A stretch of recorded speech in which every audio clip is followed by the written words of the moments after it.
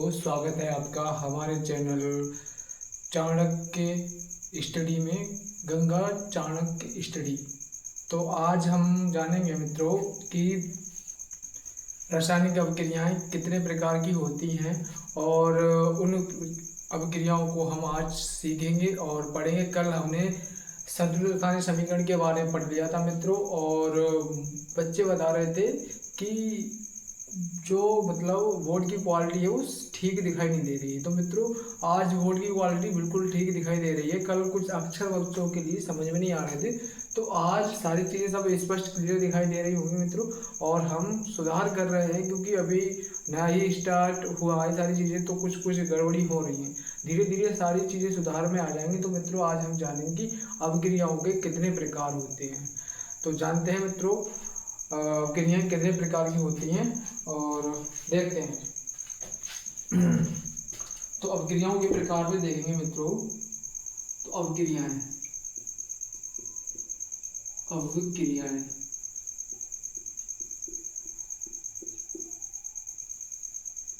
तो अभिक्रियाएं मित्रों जो होती हैं हमारी रिएक्शंस जो हमारी है मित्रों वो दो प्रकार की होती है। कितने प्रकार की होती है? दो प्रकार की रिएक्शन होती है मित्रों। कितने प्रकार की? दो प्रकार की अभिक्रियाएं होती हैं मित्रों। अभिक्रियाएं जो होती है हमारे पास में दो प्रकार की होती हैं। एक अभिक्रियाएं होती हैं रासायनिक अभिक्रियाएं, और दूसरी मित्रों हमारे पास में जो अभिक्रियाएं होती हैं वो नाभिकीय अभिक्रियाएं होती हैं। तो देखेंगे क्या होती है रासायनिक अभिक्रियाएं।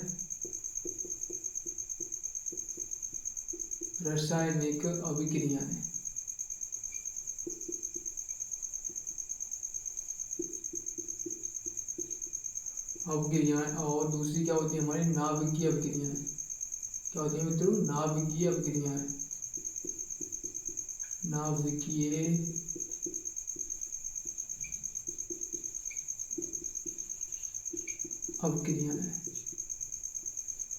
तो हमारे पास में दो प्रकार की अभिक्रियाएं होती है मित्रों। एक होती है हमारे पास में रासायनिक अभिक्रियाएं और नाभिकीय अभिक्रियाएं। और खुशी की बात है मित्रों कि जो रासायनिक अभिक्रियाएं होती है वो हमारे सिलेबस के भाग हैं, और जो नाभिकीय अभिक्रियाएं होती हैं वो हमारे सिलेबस का भाग नहीं है। तो इसलिए हमें क्या पढ़ना है? हमें सिर्फ रासायनिक अभिक्रियाएं पढ़नी है और नाभिकीय अभिक्रियाएं हमें नहीं पढ़नी है मित्रों। तो हम नाभिकीय अभिक्रियाओं को छोड़ते हुए रासायनिक अभिक्रियाओं में हम पढ़ेंगे रासायनिक अभिक्रियाएं कितने प्रकार की होती हैं और उसमें जानेंगे सारी चीज़ें मित्रों। तो हम ये देख लो आप पहले कि नाभिकीय अभिक्रियाओं को हमें पढ़ना ही नहीं है, रासायनिक अभिक्रियाओं को केवल पढ़ना है मित्रों। तो देखेंगे आप सभी लोग, तो हम नाभिकीय अभिक्रियाओं को हटा देते हैं और सिर्फ रासायनिक अभिक्रियाएं देखेंगे और यहाँ पर पढ़ेंगे रासायनिक अभिक्रियाएं।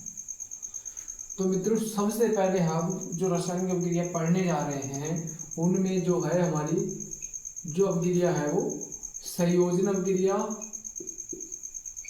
संयोजन तथा योगात्मक अभिक्रिया।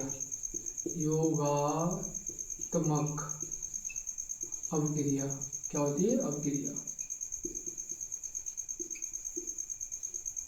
क्या है मित्रों हमारे पास में? सबसे पहले जो हमारी अभिक्रिया है वो संयोजन अभिक्रिया या योगात्मक अभिक्रिया। मित्रों कई बार ये यूपी बोर्ड की परीक्षाओं में पूछी जा चुकी है, तो हम इसे आज समझेंगे बहुत ही अच्छी तरीके से मित्रों। तो संयोजन अभिक्रिया क्या होती है और योगात्मक अभिक्रिया क्या होती है मित्रों? तो संयोजन अभिक्रिया होती है मित्रों जब कोई पदार्थ दो हो या दो से अधिक पदार्थ हो आपस में सहयोग करते हैं, उसमें केवल एकल ही पदार्थ बनाते हैं, एक ही पदार्थ बनाते हैं, एक ही उत्पाद बनाते हैं मित्रों, तो हम उस अभिक्रिया को संयोजन अभिक्रिया कहते हैं मित्रों। क्या बताया? जब दो या दो से अधिक पदार्थ आपस में क्रिया करके केवल एक पदार्थ बनाते हैं तो वो हमारी अभिक्रिया क्या कहलाती है? संयोजन या योगात्मक अभिक्रिया कहलाती है। तो इसकी हम डेफिनेशन देखेंगे मित्रों। तो देखते हैं,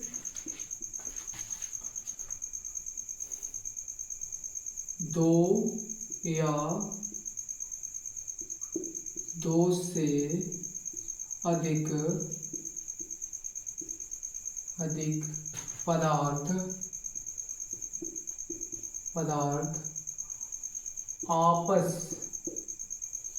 आपस में क्रिया करके एक या एक से एक या एक से अधिक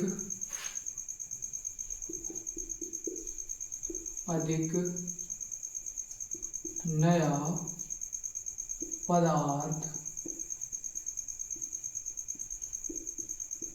बनाते, क्या करते हैं, बनाते हैं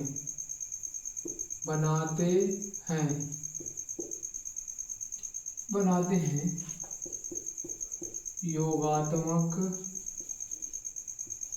या संयोजन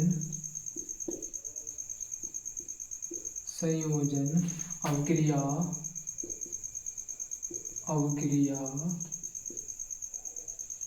कहलाती है।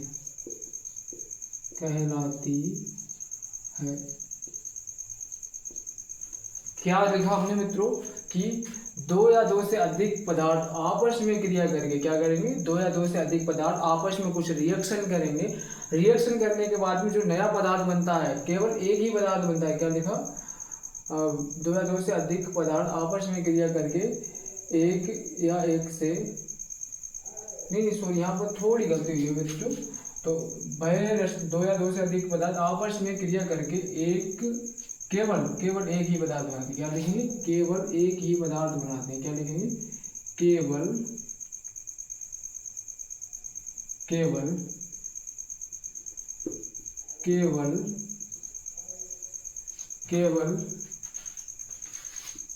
एक ही पदार्थ बनाते हैं।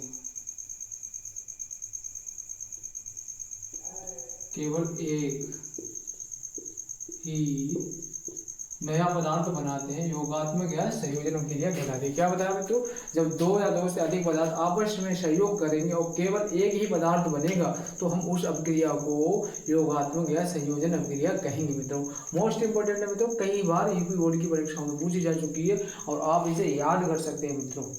तो इसका उदाहरण हम देखेंगे। जैसे मित्रों हमारे पास में है, C प्लस के O2 sign of reaction CO2, ये क्या है मित्रों, योगात्मक अभिक्रिया का उदाहरण है। क्या है, C प्लस के O2 sign of reaction CO2।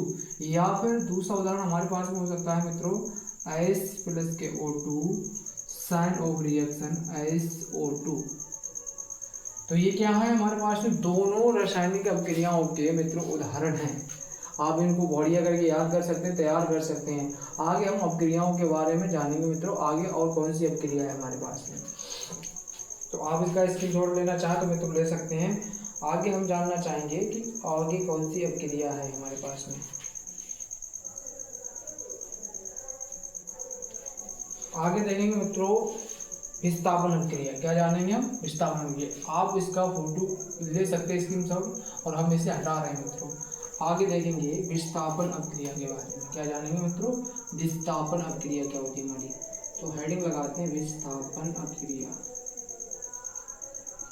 विस्थापन अभिक्रिया ये भी मोस्ट इम्पोर्टेंट है, ये भी इम्पोर्टेंट अभिक्रिया है मित्रों। तो लिखेंगे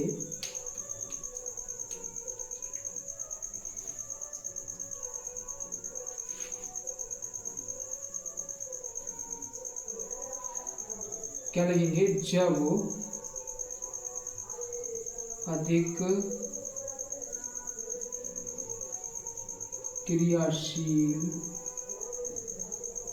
जब अधिक क्रियाशील तत्व कम क्रियाशील तत्व को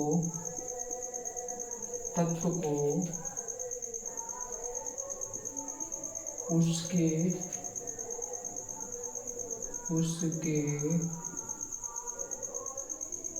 लवण के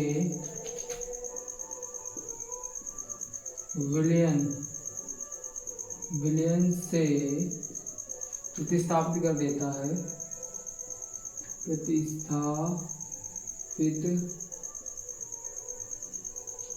प्रतिस्थापित कर देता है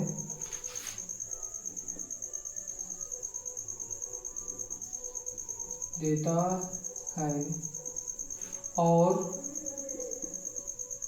उसका स्थान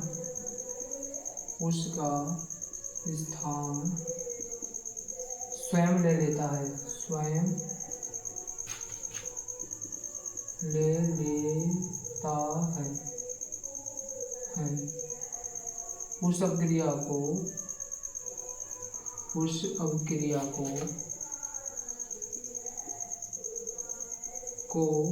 प्रतिस्थापन क्या कहते हैं? प्रतिस्थापन अभिक्रिया कहते हैं।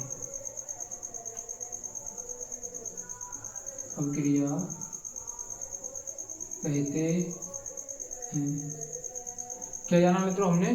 जब आप लोगों ने संक्रियता श्रेणी पढ़ी होगी तो संक्रियता श्रेणी में जो अधिक क्रियाशील तत्व होते हैं वो सबसे आगे होते हैं और कम क्रियाशील तत्व वो होते हैं सबसे नीचे होते हैं। तो वही बता रहे हैं, जब अधिक क्रियाशील तत्व किसी कम क्रियाशील तत्व को उसके लवण के विलयन से विस्थापित कर देता है और उसका स्थान स्वयं ले लेता है मित्रों, तो इस अभिक्रिया को हम क्या बोलते हैं? विस्थापन अभिक्रिया कहते हैं मित्रों। ये मोस्ट इंपोर्टेंट है, कई बार ये अभिक्रियाएं आ चुकी हैं मित्रों, तो हम इन्हें रफ करते हैं। आगे इसका उदाहरण देखेंगे हम। क्या देखेंगे मित्रों? इसका उदाहरण देखेंगे मित्रों।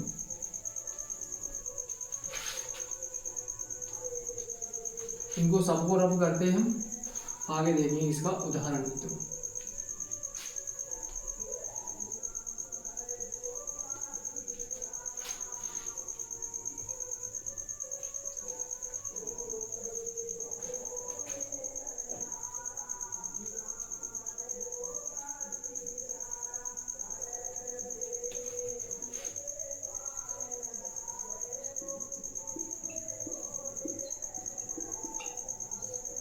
ये किसका मित्रों उदाहरण है? ये हमारा प्रतिस्थापन अभिक्रिया का उदाहरण है। तो इसमें क्या होता है? ये जो तत्व हमारा होता है Zn है, जो अधिक क्रियाशील तत्व, Fe है क्या है? कम क्रियाशील तत्व। ऐसे फेरिक सल्फेट बोलते हैं, इसे जिंक बोलते हैं। तो ये क्या करेगा? इसका स्थान ले लेगा और यहाँ पर खुद आ जाएगा और इसे दूर हटा देगा। तो क्या होता है मित्रों? देखेंगे यहाँ पर क्या हो जाएगा? ZnSO4+ Fe, ये क्या हो गया? अधिक क्रियाशील तत्व ने क्या किया? कम क्रियाशील तत्व को उसके विलयन के लवण के विलयन से अलग हटा दिया। जिस तरीके से मान के चलो कोई दो कपल्स हैं और उनमें आपस में गहरे संबंध है, अगर उनके मध्य में कोई तीसरा व्यक्ति आता है मित्रों, तो जो दोनों कपल्स थे उनके बीच में झगड़ा हो जाता है। इसी तरीके से क्या होता है? इन्होंने क्या किया? Zn अधिक क्रियाशील तत्व थे और Fe कम क्रियाशील तत्व थे। इन्होंने क्या किया? इनको अपनी जगह से, इनकी जगह से हटा दिया और इनका स्थान स्वयं ले लिया मित्रों। तो उम्मीद है कि आपको ये रासायनिक अभिक्रिया समझ में आई होगी मित्रों। आगे हम बढ़ रहे हैं और इन अभिक्रियाओं को क्रम बाई क्रम लेके चल रहे हैं मित्रों। तो हम इसको भी रफ कर दें, आप इसका स्क्रीनशॉट लेना चाहे तो ले सकते हैं मित्रों।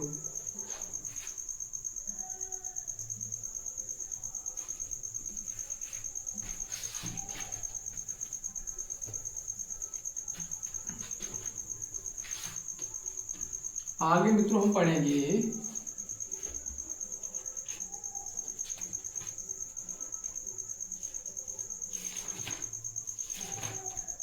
ऊष्माक्षेपी अभिक्रिया।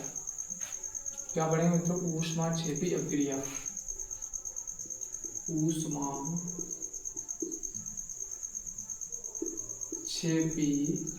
अभिक्रिया। ये मित्रों सारी अभिक्रियाएं हैं वो इम्पोर्टेंट अभिक्रियाएं हैं, इनको आप छोड़ नहीं सकते हो मित्रों। क्या आप इनको छोड़ नहीं सकते हो? तो इस अभिक्रिया के बारे में लिखेंगे मित्रों, वह रासायनिक अभिक्रिया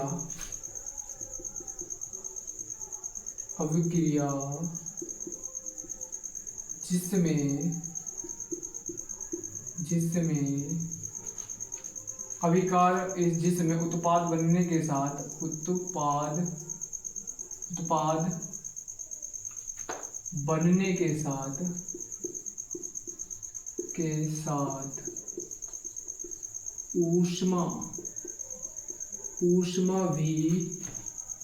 ऊष्मा भी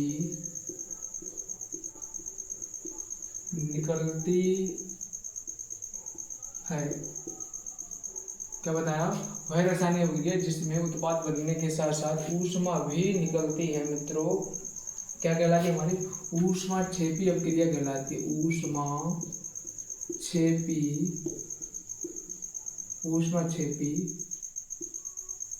अभिक्रिया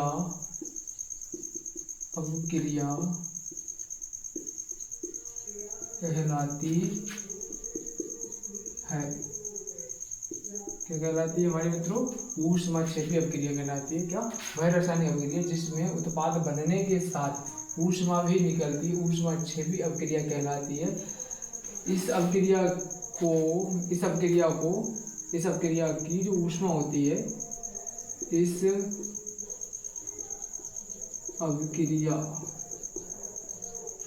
अभिक्रिया की ऊष्मा की मात्रा को, इस अभिक्रिया की ऊष्मा की मात्रा को दाईं ओर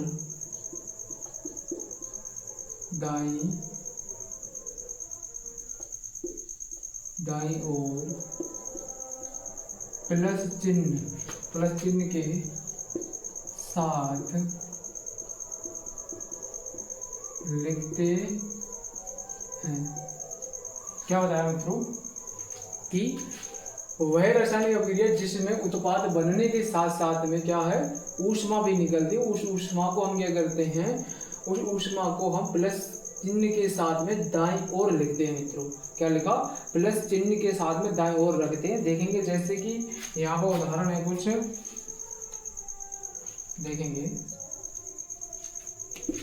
जैसे C प्लस के O2 sign of reaction CO2 plus 94 kilo calorie ऊष्मा। ठीक है, ऊष्मा क्या है, ये जो है प्लस चिन्ह के साथ में दर्शाई हमने दाईं ओर। तो ये अभिक्रिया मित्रों बहुत मोस्ट इंपॉर्टेंट अभिक्रिया है और आप इसे ज़्यादातर याद ही कर लें मित्रों। इसमें हम कोई भी फालतू की चीज़ें नहीं करा रहे हैं मित्रों, जो कुछ भी करा रहे हैं हम इम्पोर्टेंट ही करा रहे हैं। आप इनको याद कर सकते हैं और अपने बोर्ड की एग्जाम में अच्छा प्रदर्शन कर सकते हैं मित्रों। आगे हम पढ़ रहे हैं ऊष्मा शोषी अभिक्रिया। क्या होती है हमारी ऊष्मा शोषी अभिक्रिया, ऊष्मा शोषी अभिक्रिया।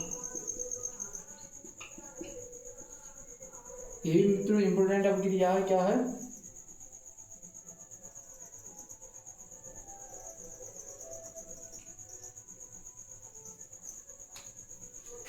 तो लिखेंगे इसमें मित्रों, पहले से समझते हैं। वह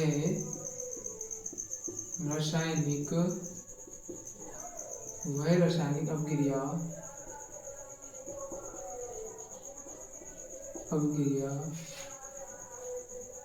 जिसको कराने के लिए, क्या, वह रासायनिक अभिक्रिया जिसमें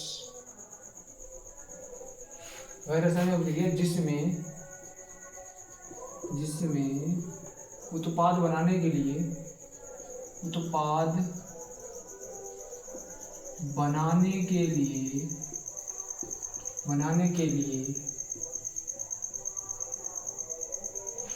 ऊष्मा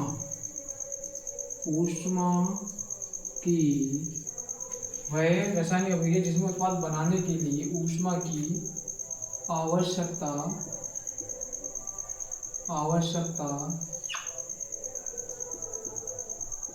होती है।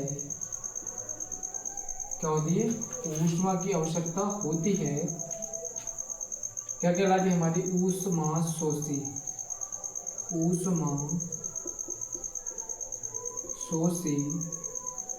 अभिक्रिया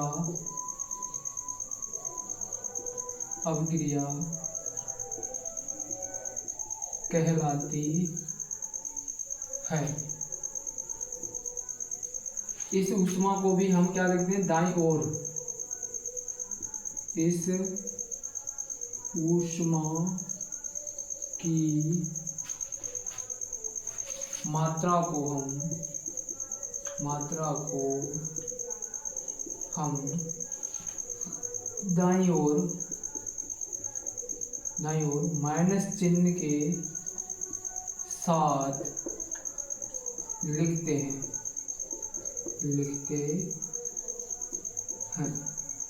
क्या लिखा मित्रों कि वह रासायनिक अभिक्रिया जिसमें उत्पाद बनाने के लिए ऊष्मा की आवश्यकता होती है ऊष्मा शोषी अभिक्रिया कहलाती है। इस ऊष्मा की मात्रा को हम दाईं ओर माइनस चिन्ह के साथ में लिखते हैं मित्रों। क्या करते हैं, दाईं ओर माइनस चिन्ह के साथ में लिखते हैं मित्रों। तो जैसे इसका उदाहरण हो गया, क्या होगा मित्रों, जैसे इसका उदाहरण, जैसे N2 प्लस के O2 साइन ऑफ रिएक्शन यह हो जाएगा 2NO माइनस के 45 किलो